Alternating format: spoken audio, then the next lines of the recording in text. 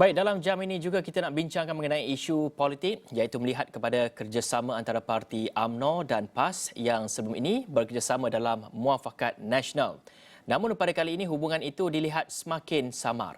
Terbaru gelaran hinaan seperti itik patah kaki dan kafil tarut kembali menyerikan pentas politik tanah air.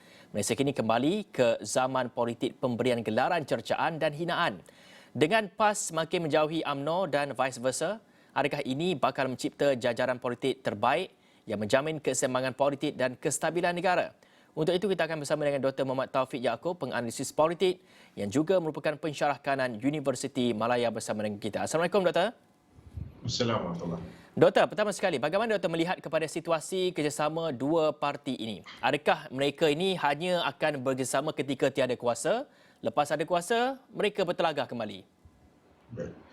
Saya melihat kedua-dua parti ini sudah terkena badi kuasa, kerana apabila sudah berkuasa itu mereka seolah-olah hilang pertimbangan, hilang kewarasan sehingga menyebabkan mereka tidak tahu apa itu arah tuju politik yang perlu dilakukan. Kerana musuh yang nyata itu tidak ada depan mata mereka, musuh mereka itu telah jatuh, iaitu Pakatan Harapan telah hilang kuasa, dan apabila kita lihat PAS dan UMNO itu berkuasa, mereka sudah hilang fokus sebagai satu pemerintah. Dan saya juga lihat tindakan label-melabel antara satu sama lain dengan label-label yang seolah-olah luar daripada kotak pemikiran kita ini, seperti mengamalkan politik gua yang tidak ada ketamadunannya, yang tidak adabnya, yang sudah tidak ada adabnya, yang sudah tidak ada pertimbangan kewarasannya. Inilah sebenarnya yang berlaku sehingga menyebabkan rakyat itu melihat bahawa mereka sudah bosan dengan pertelingkahan UMNO dan PAS.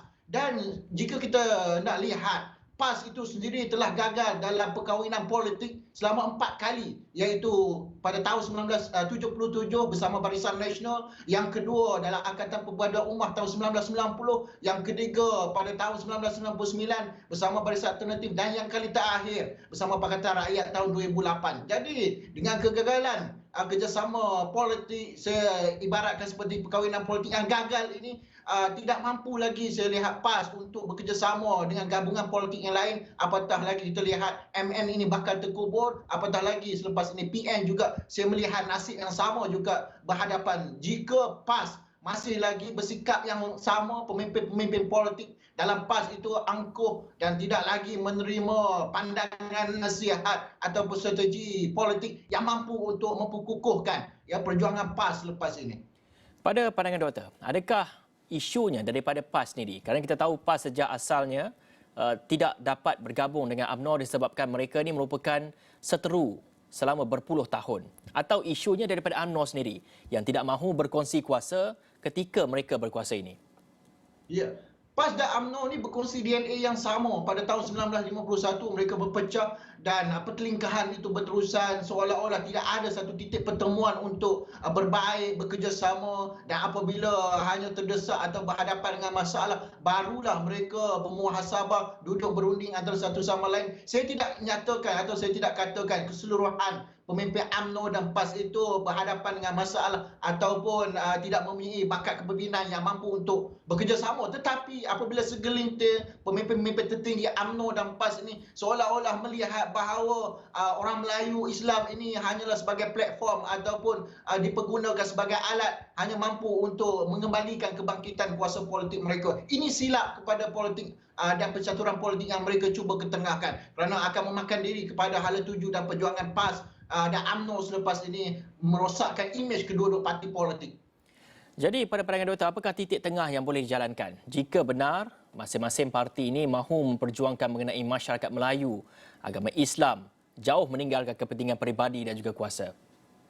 Tidak ada titik tengah yang dapat mengembalikan kedua-dua parti politik ini, sehinggalah kedua-dua parti politik ini mampu untuk melakukan satu kejutan politik yang baru, misalnya menubuhkan hanya satu parti politik Melayu, menggabungkan UMNO dan PAS yang boleh menyatukan semula orang Melayu Islam yang selama ini berpecah belah. Kita mahu berapa banyak parti politik Melayu lagi di negara kita selepas ini? Satu persatu parti politik Melayu tumbuh dan akhirnya memecah belahkan semua orang Melayu, orang Islam di negara kita. Apatah lagi kita lihat hari ini rakyat berada dalam keadaan susah, keliru dengan perkembangan politik negara, jangan kita serabutkan kepala rakyat dengan pelbagai pemecahan ataupun tindakan yang akhirnya menyebabkan rakyat buang parti-parti politik ini dalam pilihan raya yang akan datang. Dan Doktor, kalau kita lihat juga PAS mengatakan akan menjadi sebagai jambatan untuk mengukuhkan lagi hubungan antara parti-parti Melayu dan juga parti-parti Islam ini, iaitu Bersatu dan juga UMNO. Bagaimana Doktor melihat progresnya, perkembangannya pada ketika ini? Adakah dapat direalisasikan ataupun mungkin masing-masing dengan ego masing-masing tidak akan dapat ataupun akan bergerak solo pada PRU nanti?